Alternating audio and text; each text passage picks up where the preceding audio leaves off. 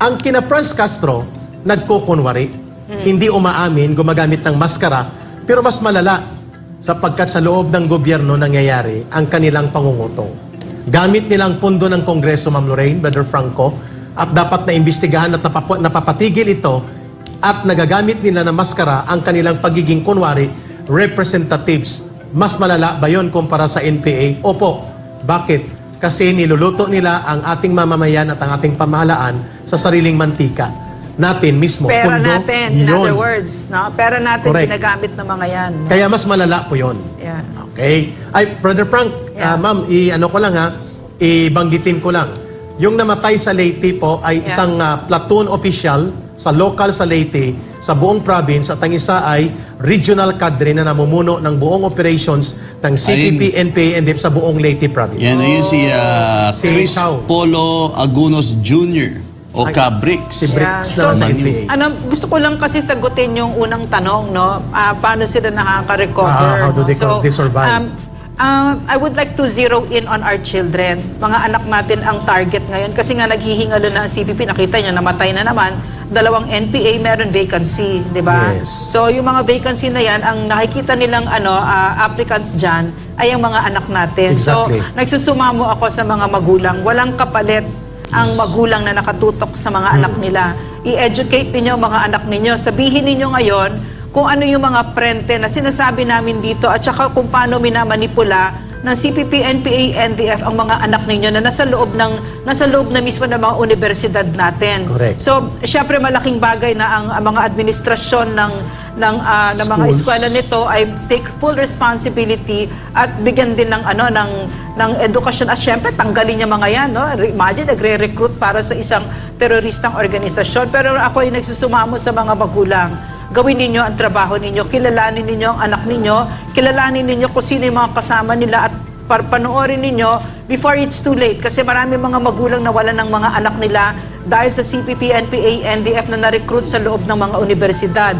At ang naririnig natin sa mga commanders natin na on the ground, wala nang nare-recruit sa local na mga Yes. na ano nila, no, kung saan sila. Manila schools. Ang nangyayari, ang recruitment ay nanggagaling sa mga eskwela sa Manila. At saka sa KCTs. Yeah, Ma'am KCTs, Lorraine. Davao, mga ganyan. At Yeah. saka sa Cebu. Yes. Ma'am, Brother Yeah. Franco, before itong tanong ni Bong Santa Maria, di po ba ma'am naalala niyo si Joshua Sagdulias? Yes. Student Yeah, Council later. President ng UP Tacloban. Tama. Tacloban, UP yes. Tacloban, namatay Brother Franco sa Samar last year. At ito, si Joshua Sagdulias po ay Student Council President, Kabataan Party Coordinator, Yeah. at very promising na youth leader at scholar ng bayan. At ang kanyang kasintahan, ganon din, youth leader yun sa Samar, namatay sila pareho. Ganon din po, mga kababayan, yung dalawang ginamit nila na mag-infiltrate sa Bataan at dito sa Bulacan, na mga Bulacan State University, na nahuli. At ngayon ay nagkakaroon ng kaso sa perjury at makikita nyo magkakaedad ang mga anak nila Mrs. Meribeles, nila Mrs. Espina, nila Isay Lucena. Yes. Lahat ng ito magkakaedad. At lahat po sila na-recruit nung panahon po na hindi pa nabubuo ang NTF-ELCAC at hindi pa po naibubunyag ang mga front organizations na ito. Yun po ang ibig sabihin ni Ma'am Lorraine sa tanong kanina. We have to address decisively the recruitment cycle, the recruitment process, and the fundraising and the infiltration sa Yeah. iba't ibang sektor at sa iba't ibang ahensya ng gobyerno, including sa schools and universities. Kami ni Eric, no, marami kami hinaharap na kaso na i-final ng mga urban operatives ng CPP, NPA, NDF, sina Carol Aurelio, ay ang Alliance of Health Workers, no, etc. Pero hinaharap namin yan kasi alam namin, tanggap namin na yan yung babayaran namin. Yan, that's the cost, no, para yung mga anak natin ay hindi na ma-recruit. Pero ginagawa namin yung kaya namin gawin. Pagkatapos nun, dapat kayo din gawin ninyo. Kasi ang naalala ko noon, yung unang NTF-ELCAC, lahat nung ginagawa namin doon, 100% ay para sa mga anak natin. Yes. So, yan yung pinaka-goal natin dito. Tigilan na natin ito. At titigil ito kung tayo lahat dito ay magkakapit-bisig. At sasabihin natin sa pagmumukha niya nila Franz Castro ng Alliance of Communist Teachers, si Correct. Arlene Brosas ng Gabriela, at yan si Raul Manuel ng Kabataan ng mga prente ng CPP, NPA, NDF, huwag ninyong hahawakan ng mga anak namin. So, Correct. magkapit-bisig tayo doon, please. Tama. Correct ka, Eric. At meron pa tayong mga... Ito yung magagandang katanungan mula sa ating mga kababayan. Kasi gusto nila malaman yung lalim pa ng CPP-NPA. Mula naman kay Bong Santa Maria. Magandang araw po, Team Laban Kasamang Bayan and SMNI. Malaki po ang suporta ng mga OFW sa inyo. Sana di po kayo magsawa maglahad ng katotohanan. Watching from Canada. Tanong lang po, sabi nyo po ang CPP ay hindi lang sa Pilipinas. Paano po sila umabot sa international? Ano po ang makuha nila? Ano ang mukha nila? Yan. Okay, sorry. Ano po ang mukha nila sa international para ma-aware po kami mga OFW? Very good question. Yeah. Tugtungan niyo ulit, Yeah. Ma'am Lorraine at Brother Franco. Ang unang mukha po ng CPP na kanilang pinagtatakpan upang dito sila magtago ay ang grupong Migrante International. Ang target nito ay ang mga halos 10 milyon na overseas Filipino workers at mga expatriates at mga kababayan nating Pilipino na nagtatrabaho o naninirahan sa abroad. Malakas po yung Migrante International Operations sa Hong Kong. Mayroon din po sila sa Canada, mayroon din sa Amerika, at mayroon sa Europa, at mayroon din po sila dito sa Middle East, lalo na po sa Saudi Arabia area. Ito po ay mga organized unit na mga binubuo na mga unit ng CPP na napapailalim po sa tinatawag na CPP International Department na naka-base sa Europe. Mayroon din silang NDF International Office. Ang kanilang isa pang mukha para magkaroon ng malawak na network of alliance and support group ay ang ILPS, International League of People's Struggle, na binuo at pinangunahan ni Joma Sison nung siya'y buhay pa, at ito po ang hitsura ng CPP International Work sa Europe, sa Amerika at sa buong bahagi ng daigdig, ILPS. So ang migrante po, ang ILPS, pinamumunuan ng mga unit ng Communist Party of the Philippines. At karamihan dyan sa kanila ay mga nanggaling sa Pilipinas at doon na nagpa-deploy. Halimbawa, dyan sa may Canada, nandyan po ang maraming mga Communist Party cadre na nandito nanggaling, like sina Siegfried Didoro, sina Cynthia Didoro, na mga pamunuan yan ng Communist Party na kasamahan ko sa Western Visayas sa Isla ng Panay. Nandyan na sila ngayon, sina Clarissa Singson, Juliet de Lima, Luisa Landoni, sina Bishop Ablon ng Iglesia Pilipina Independiente. Ang mukha po nila ay simbahan, Migrante International, mga OFW Network Center, at ang isa po ay ILPS. Pero sino pong kumukumpas sa kanila? Ang kumukumpas sa kanila ay ang International Department ng Communist Party na siya pong kinausap nila Secretary Galvez doon sa may Netherlands at sa Oslo, Norway. Most of the time, yung mga paglalabag sa prangkisa ay labag din sa ibang batas. Man-libel sila, and so on. Diba? O mag-violate sila ng COMELEC rules sa publications, sa pagbibigay ng ads, and so on. In this case, wala po sa red tagging. Bukod pa dito, mas problematic pa nga ang tinatawag na fake news. Kasi Kongreso mismo o yung Committee on Franchises, hindi po nila dinidefine kung ano ang fake news. Ang kasi masyadong malawak yung konsepto. Kasi yung katotohanan, minsan, hindi lang, it's not time-bound. So, ayun, thank you. So, halimbawa, ang classic example po dito ay yung sa Inquirer. Yung reporter nun was Hill Kabakungan. Itong si Hill, meron siyang nakuhang tip sa kanyang source na there was a merger that was going to happen. Ni-report niya, wala, tinira siya ng kung sino-sinong kumpanya, including the companies that were going to merge. At sabi nila, hindi yan totoo. They wanted him censured. Sinasabi nila, that's fake, that's impossible, that's not gonna happen. But as it turns out, nauna lang talaga siya. Because wala pang isang buwan later, totoo na nag-umpisa ang merger. So what does this mean? That news can be fake for a while, but will come true later.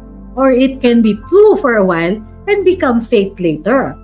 In other words, may mga balita na time-bound or hindi siya time-bound. Yung fake news is not time-bound. The fact itself could possibly not be established at one point, but then established at a later point. Ang classic rin example niyan din is Galileo Galilei, who published his findings on the heliocentric model going with Copernicus's theory na ang mga planeta ay umiikot sa araw. Siyempre, tumutol sa kanya ang simbahang Katolika at sinabi, the 17th century equivalent of fake news ka. And in fact, na house arrest siya. Pinilit siya na humarap sa mga mahistrado ng simbahang Katolika para i-retract yung kanyang statement. So, nag-apologize siya, pinagalitan siya, na-censure siya, at sinabihang huwag ka nang uulit na sabihin yan.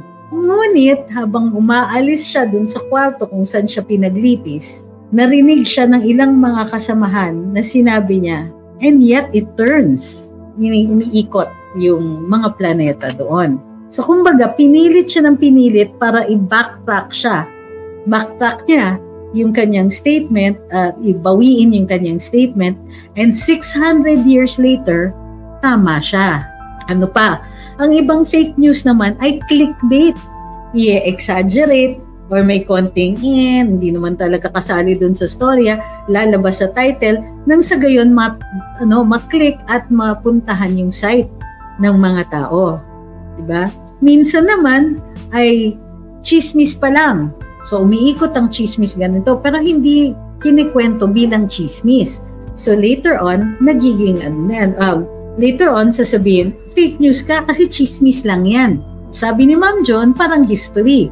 Kung may bagong info, pwedeng magbago ang nakagisnang narrative. Totoo yan. Kasi, like even in science, kasi sa ating agham, ang kaalaman natin ngayon ay nadadagdagan, nare-review, posibleng ma-take down na, posibleng magbago, o posibleng i-uphold.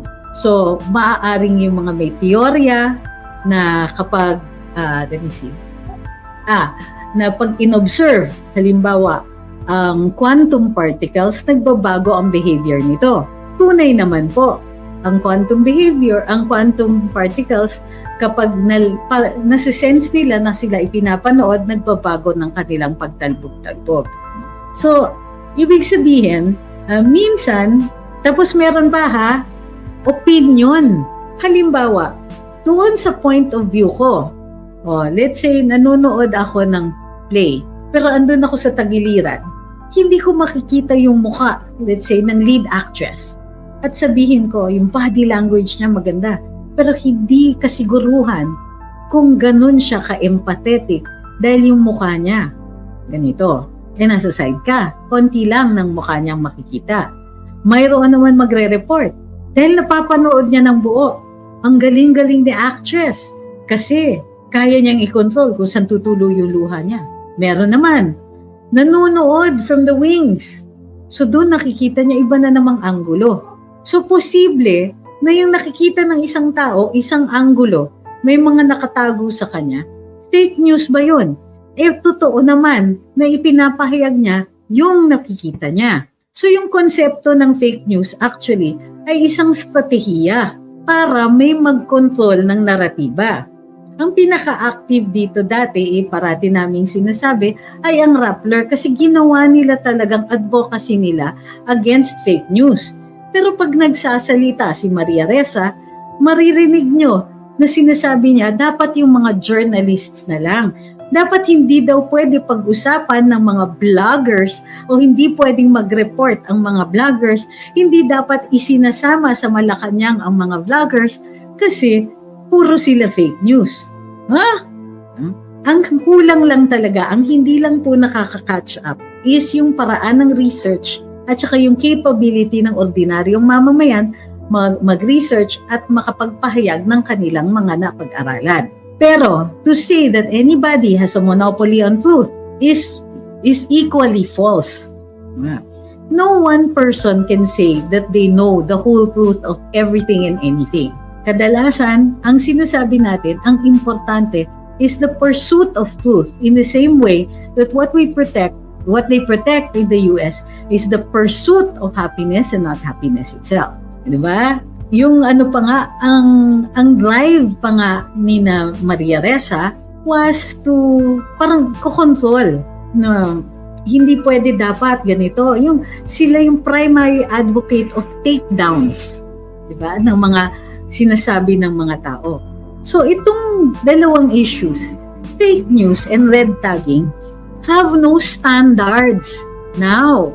So, ano yung basehan ng Kongreso, ng House of Representatives, sabihin na ang SMNI ay masama and therefore kailanganin tanggalin ang kanilang prangkisa?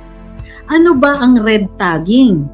Ano ba ang ikasama nito? Ano ang standard natin? Pag tinawag ko bang komunista ang isang tao, red tagging ba yun? Hindi naman krimen ang komunismo. Hindi naman krimen maging komunista, and therefore, walang libel